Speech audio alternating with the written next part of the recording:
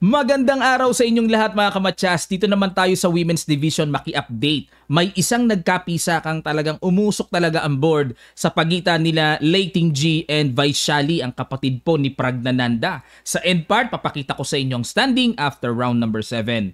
White dito si Lei, ang ginawa nag-E4, nag-E5 si Vaishali, Knight F3, Knight C6, tinirahan ng approaching Italian to Gioco Piano, Knight F6, D3, Bishop C5, Gioco Piano na.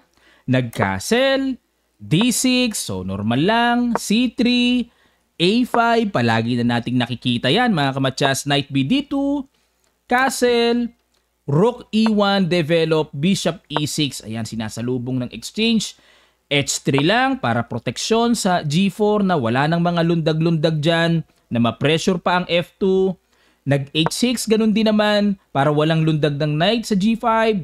Nag-bishop B5, ayan, medyo nagbabadyang kakapturin ang knight para magkaroon ng double pawn. Umiwas kagad knight E7. Nag-D4, ayan, inatake na ang sentro. Nag-bishop B6. At yan po ang bagong luto dito ni Vaishali. Dahil sa mga nagdaang laban, tinaray na ang bishop A7 at meron na rin pong nag-try ng C6. Or e takes D4, yan po yung mga nakaraan na laban. Pero tingnan natin, itong new move, simple Bishop B6, nag-Bishop D3, Rook E8 lang. Ayun, medyo pa-capture yun pero may karga yan.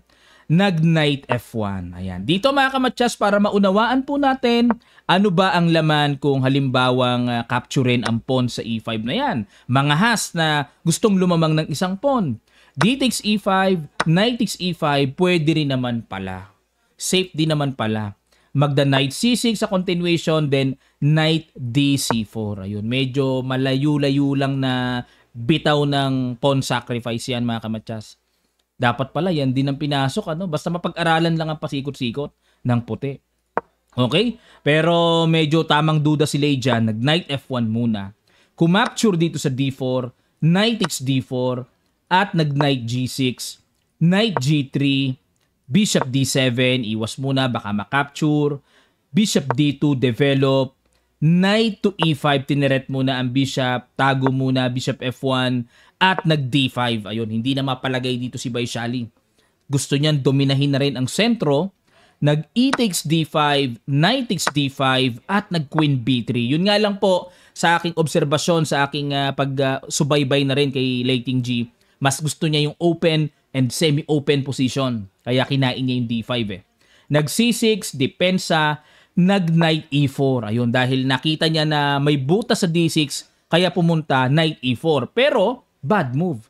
Kung computer po, Rook E2 lang and magbabattery kagad immediately para makapag-create ng mainam na control sa E-file.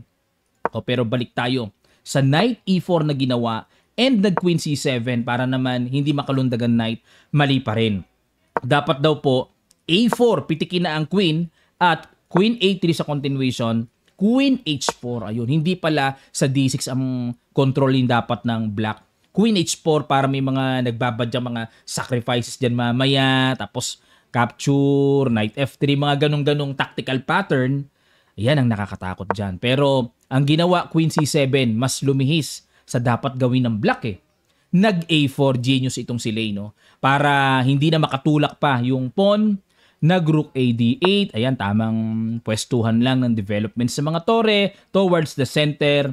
At nag-Rook AD1, ganun din naman sa puti.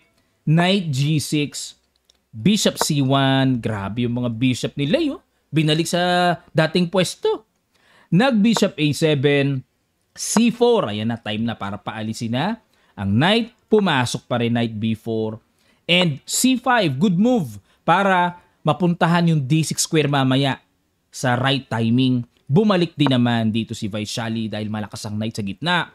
Nag-Bishop to C4, tineret. Bishop C8, ayun, para sapat ang depensa at kinapture na. C takes D5. Ayan, dito mga kamatsas, ba't mas pinili ni Vaishali na magkaroon ng isolated pawn sa D5? Bakit hindi na lang tore ang pinang-capture? Mayroon kasing bitaw ng Knight F6. Yan ang dapat nating ingatan mga kamatsas, no? Na dapat nakoconsider natin palagi yung mga ganyang outcome. O balik tayo. Lugi ang black doon kaya napilitang mag C takes D5. Pumasok naman ang knight, good move, napakalakas. Pwersado queen B8 para may depensa yung bishop sa A7. Para sa akin po, pwersado ito eh. Pero sa computer engine, kaya niya nilagyan ng bad move yan, mas gusto niya yung queen E5. Kasi meron din namang threat sa knight E4. Knight takes A7, D takes E4, tapos rook takes D8, rook takes D8, and queen B6. Ayon po sa continuation na binigay dito ng computer engine natin. Slightly better lang for white. Ayan. Okay, balik tayo. Pero ang ginawa, queen B8, ayun, lumundag kagad. Napakalaki ng inangat ng evaluation bar. Anong ginawa? Knight takes A7. Ayun! May na-miss ditong napakagandang bitaw sana. Sige po, ayoko sayangin ng pagkakataong ito. Total, nagtitraining naman tayo palagi pag nanonood kayo. Ano kaya dito ang brilliant move na dapat ginawa ni Lei na na-miss niya? Pakiguess nyo po. Sa ilang sandali lang, tutuloy kagad natin. Start.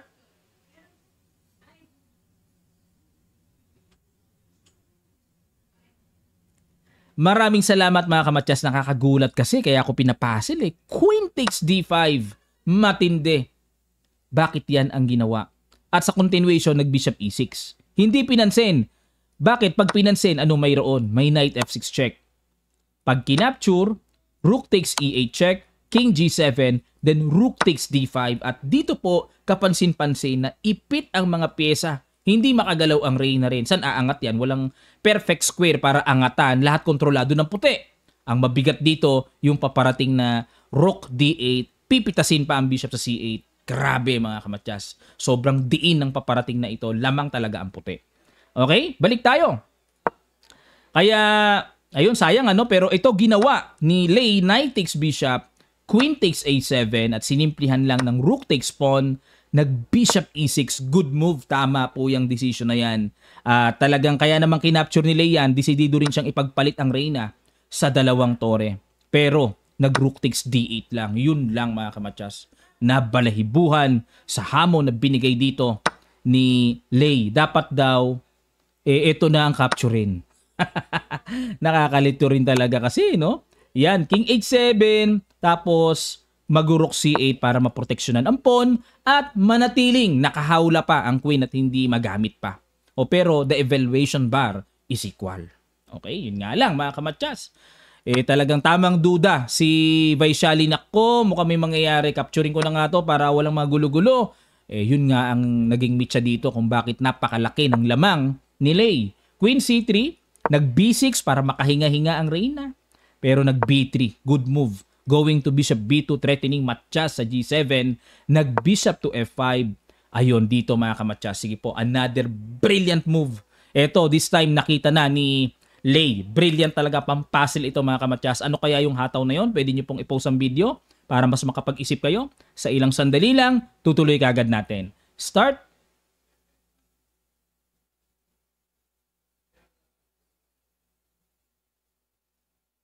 Maraming salamat po sa mga nakakita. Knight F6. Excellent. Brilliant sacrifice.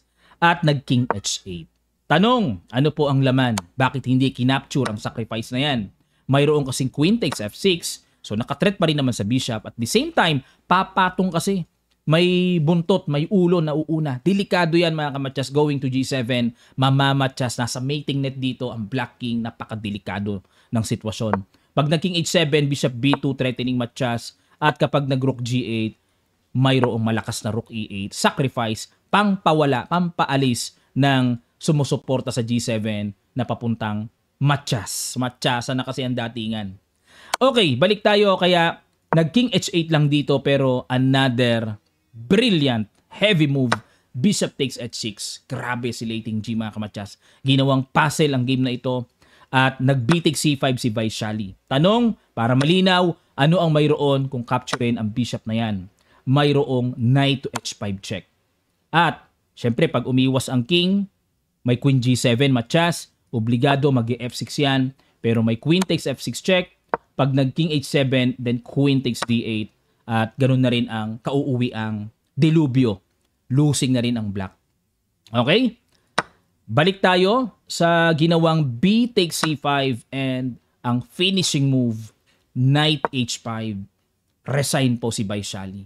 Grabe, na-murder ang position dito ni Vaishali mga kamatsas. Bakit po nag-resign? May threatening matches na. Kahit piliting mag F6 para barhan, tatagal lang ng konti.